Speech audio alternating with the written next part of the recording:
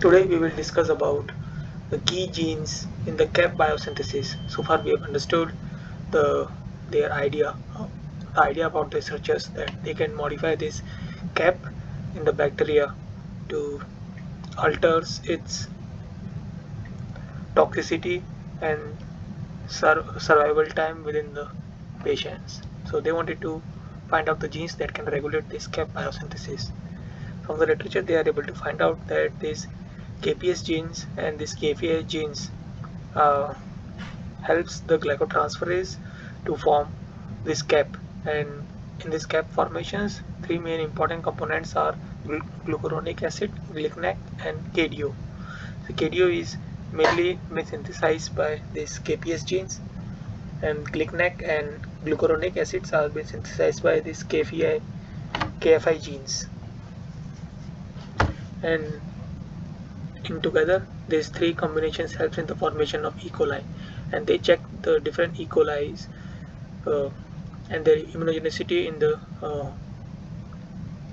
different media or in the human bloods, and they are able to find out that this Ecoli N1917 is the one that has low immunogenicity in the human blood and also in the mice. Next, they wanted to check the how they can regulate this cap biosynthesis. So prepare they did the knockout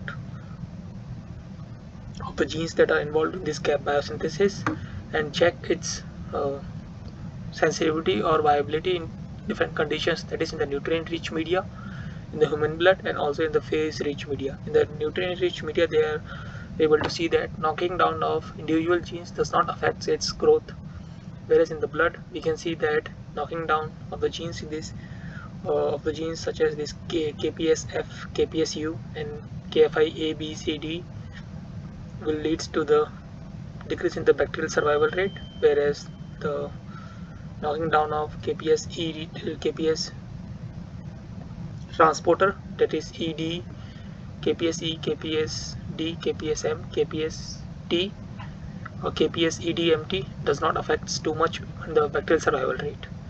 And when they check it about the phase sensitivity, they are able to see that in the phase sensitivity also they do not see any significant changes except for slight changes in the KPIA.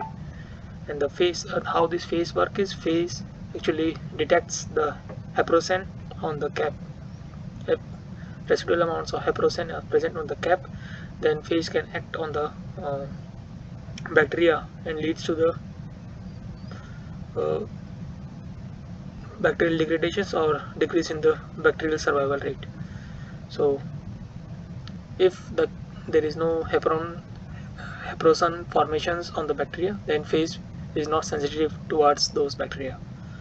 So from the literature, they are able to find out that this KPIC is mainly responsible for formations of this heproson.